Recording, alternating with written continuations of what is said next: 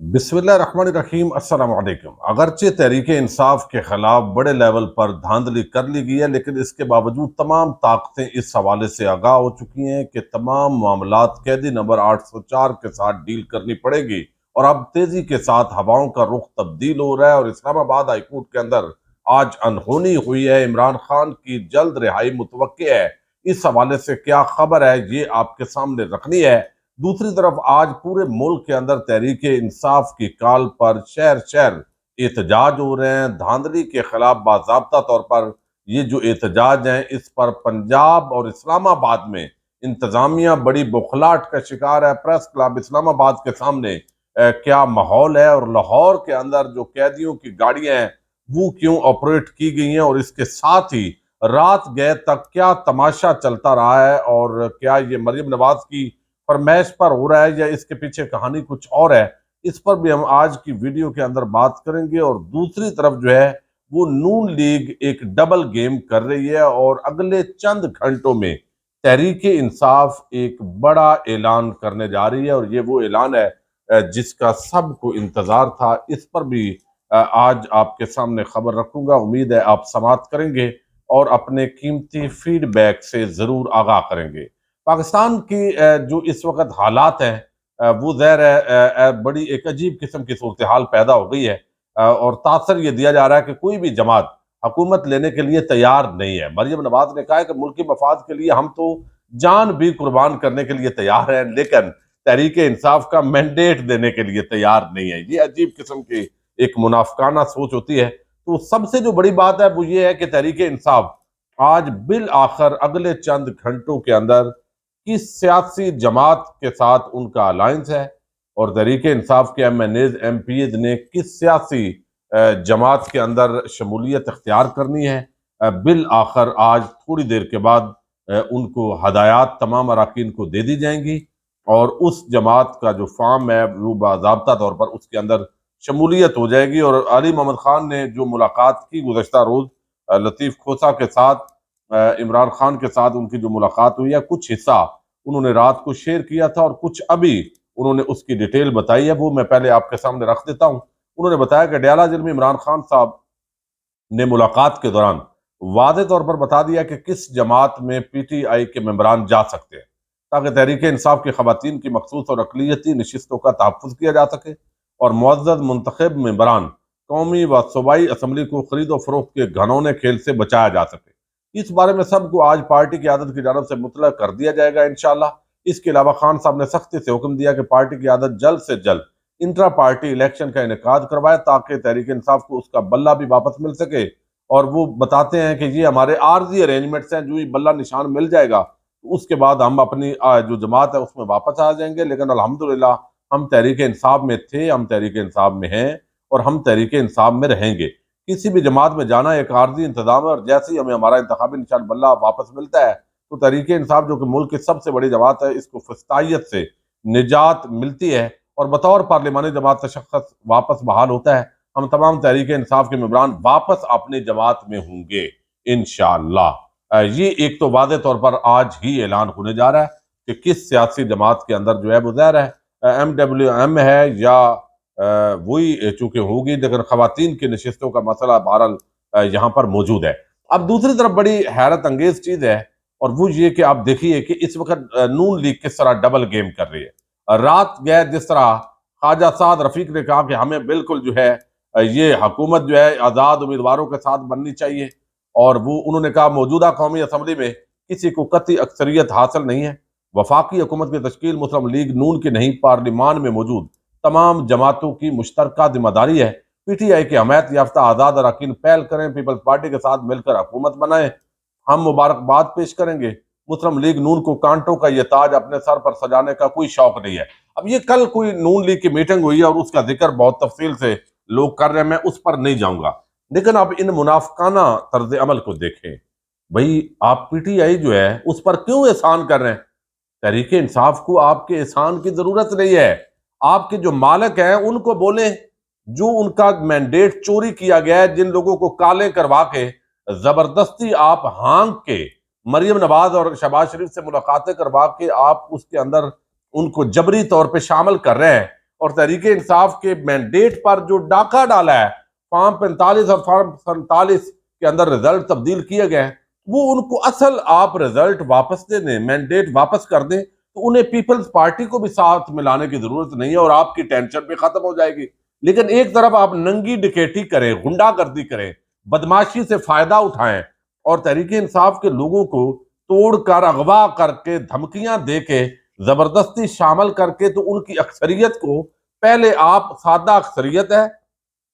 اور اس اکثریت کو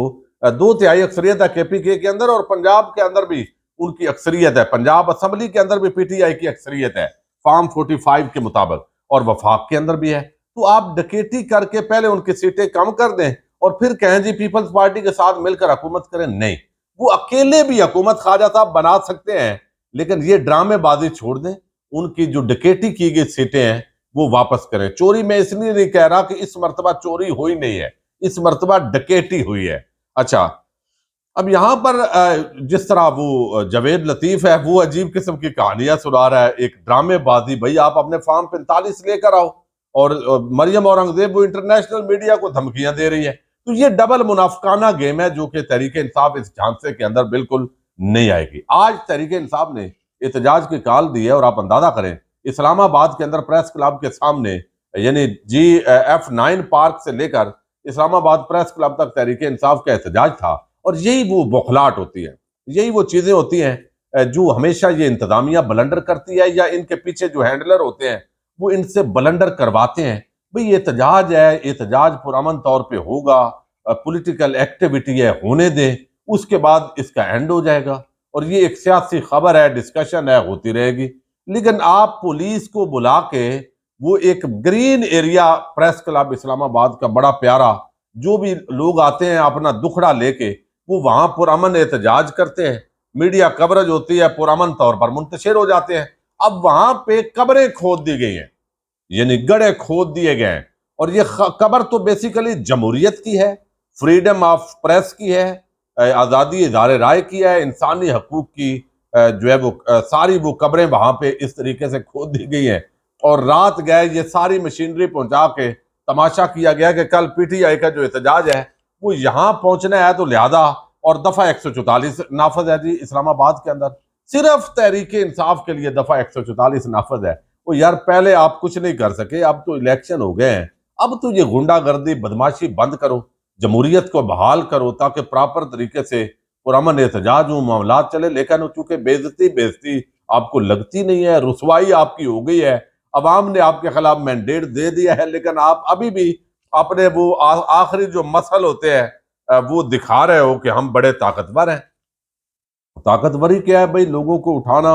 زد و کوب کرنا، زبردستی زبانیں بند کرنا، کالے کرنا، کیا فائدہ ان چیزوں کا؟ تو اب یہ دفعہ 144 ہے، اب ٹکراؤ خود انتظامیہ شاید چاہتی ہے، ٹکراؤ ہو، گرفتاریاں ہو، کوئی ان پر پتھر مارے، کسی پر وہ ڈنڈے ماریں، پھر آنسو گیس شیلنگ ہو، پھر بھرپور ہو، پھر ہم کہیں یہ 9 مئی والے ہیں۔ بھائی پہلے یہ 9 مئی کا منجن آپ کا نہیں بکا، عوام نے اس کو اٹھا کے پھینک دیا ہے، تو اب بھی نہیں بکے گا۔ یعنی اس طرح کی چیزوں کا تو پریزنر وینز، یعنی ایک پورا ماحول پرامن احتجاج، اس کی آزادی آپ نہیں دے رہے، اور اس پر انٹرنیشنل جو کمیونٹی ہے وہ پاکستان کے نظام پر بڑے سوالات اٹھا رہی ہے۔ لاہور کے اندر پریزنر وینز پہنچائی گئی ہیں، احتجاج نہیں کرنے دینا۔ پورے پنجاب کے جو علاقے ہیں وہ پی ٹی آئی نے واضح طور پر بتا دی ہے کہ یہاں احتجاج کرنا ہے، تو لوگ نکل رہے ہیں، لاکھوں لوگ اس وقت نکل پڑے ہیں، وہ مختلف اضلاع کے اندر باقاعدہ سڑکوں پر ہیں، احتجاج کر رہے ہیں کہ ان کیا ڈکیٹی شدہ جو یہاں پہ